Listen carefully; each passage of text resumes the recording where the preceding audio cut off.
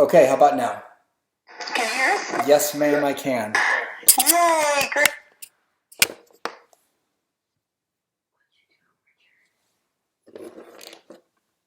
You just went away on me. Can you hear me now? Perfect. Perfecto. Yes, good, Awesome. good.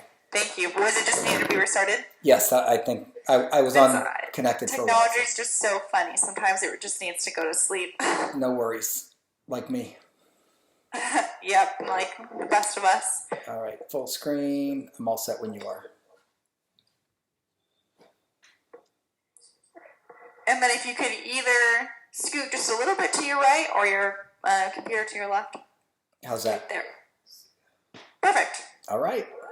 Thanks. Be ready just by a minute. Sounds good. Here, Missy, shut this off, sweetie, and you can shut the door. Thanks, Plunkin. Love you.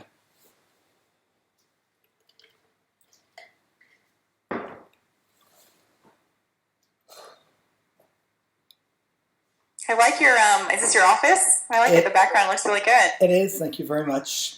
My wife that decorated it, so. Kudos to your wife. Yeah, it looks really good on TV too. Oh, good. Thanks. I hope to sound board it here soon, but we'll see what happens. Hey, quit yawning. Tell her to quit yawning. I know. You know what? She yawns all the time. The guest right before you said the same exact thing too. It was like, I'm already tired. Tell her to stop yawning. It's good luck. I told you before. Psychosomatic. All good. It is. All right. I've got some notes. 30 seconds. All right. And we're probably not going to touch on the active shooter thing and just do straight up Mike Brown, right? Yeah, probably. The way that Tommy likes to cover her issues is more like, yes, we can bring in breaking news when it happens, but we really like to just know the facts before we jump onto, a situation. Good, because I only have about 75%, so good. Yeah, exactly. We'll wait till we're 100%. Okay, good deal.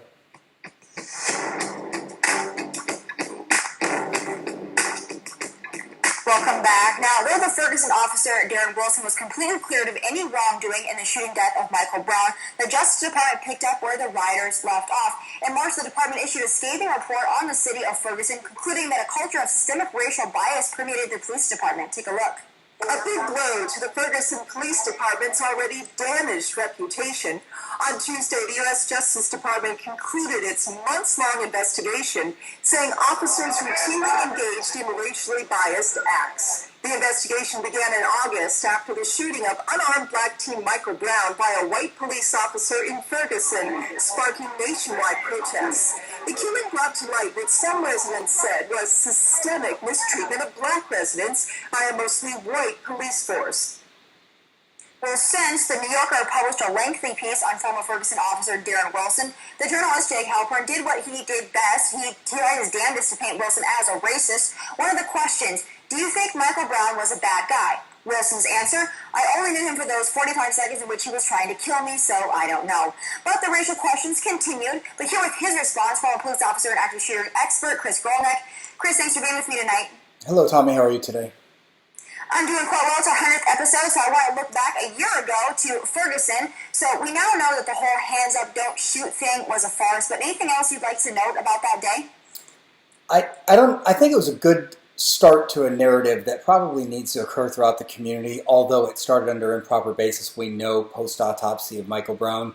And then just as recently as this past weekend where the chief of Memphis Police said all lives matter. I think it's a good narrative to have that we want to talk police and community, and that would be as simple as a set of policies going forward.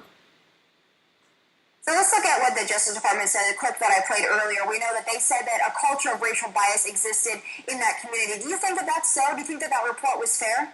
I think the report is probably accurate based on the facts that it presented, because you can not skew, but you can make any report look any way you want.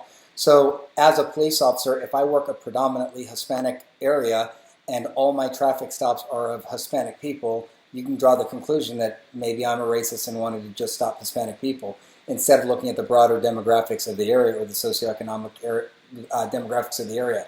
So I've worked both African American, white, Hispanic, Asian beats, if you will, in my time. And over time, it all smooths out. But Ferguson in that area is predominantly African American. Therefore, you're going to have a predominantly amount or a large amount of stops of African Americans. The problem is they did come up with a good portion in that report that, yes, they were doing what they call unqualified stops just to be an income producer, if you will, as almost part of a tax base. But I think that has very little to do with the actual death of Michael Brown. I want to go on the death of Michael Brown now, because we know that Darren Wilson is surfacing. We know he fears for his life. He lives now on the outskirts of town.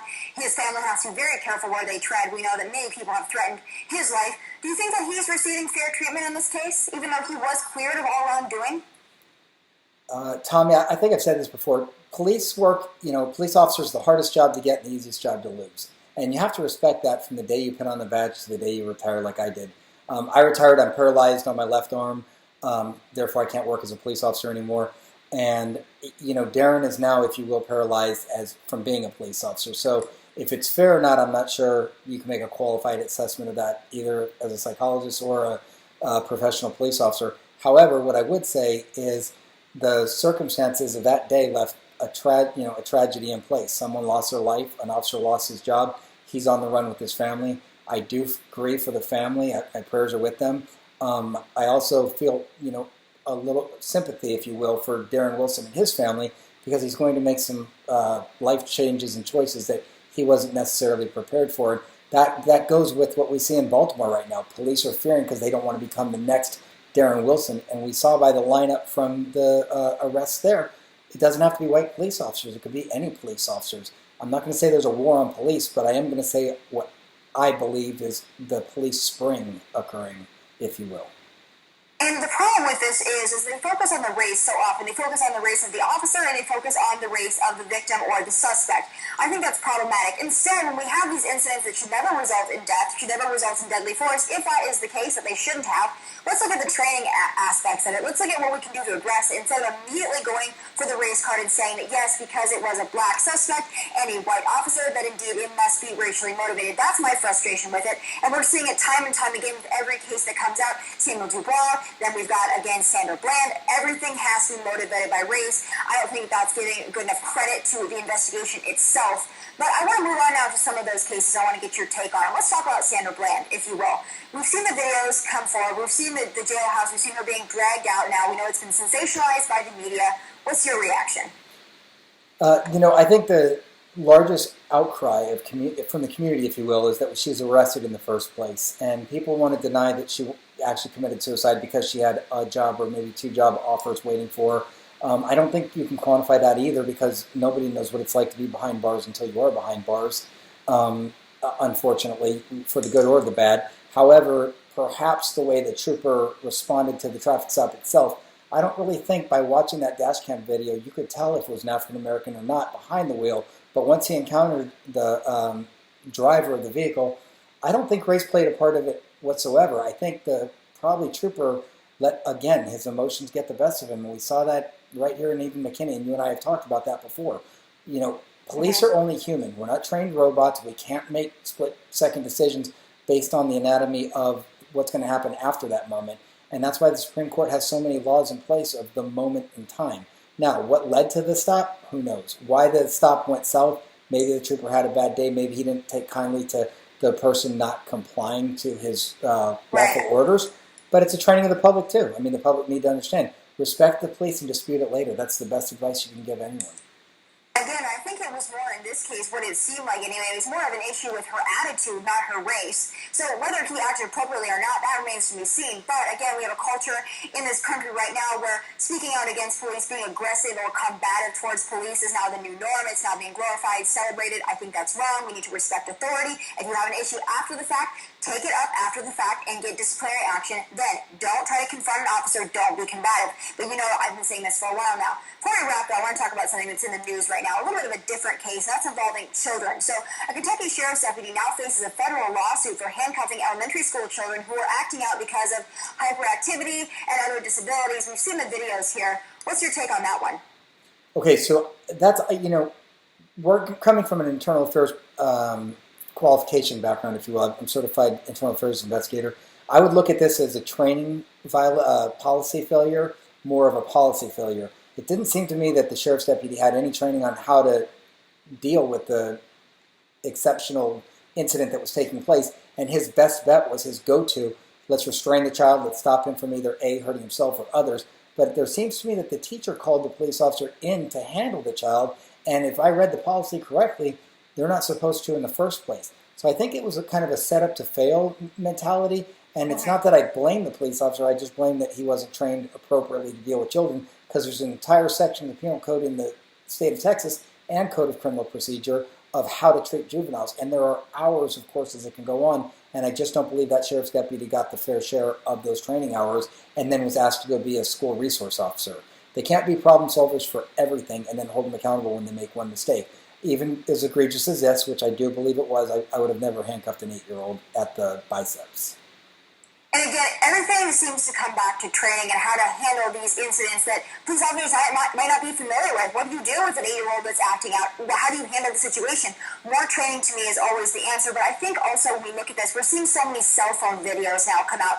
We get the perspective of the person taking the cell phone video, and I think that discredits the investigation as a whole because you're only getting one perspective. So that brings me to my last question for you, body cams. Good or bad in these types of situations? Awesome. I've been vindicated by my dash cam video recorder more times than I can tell you. There's a case that just happened recently, I believe it was in Kansas City. A video from a cell phone was showing 2 officers take somebody to the ground. They said, look, it's racist. It's, they're aggressively beating this person up. But you watch the dash cam and the body cam video, it exonerated the officers completely because they asked the person, please turn around, you're under arrest for like however many warrants they had, more than one. And the person started resisting arrest and battering the officers, but you didn't see that from the other take. I do think video cameras are great. I think cell phone videos are great. I just think we need policies and procedures in place that we can train our officers, even in 5-minute intervals of briefing. Hey, look, here's how to deal with the community, and then go back to the roots of community policing. Get out of your car, walk the beat, and know your neighborhood, know your people that you're working with, and you can gain exceptional amount of trust and respect, and then you respect them. I had an assistant help save my life one day during the middle of a fight. So you never know what you're going to get.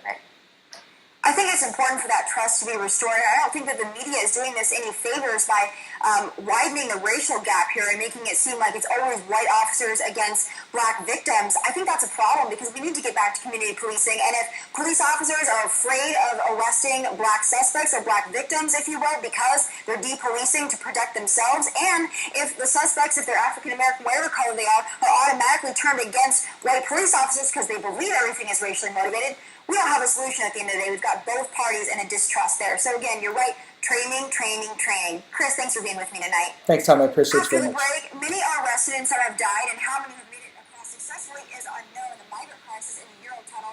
Get to England or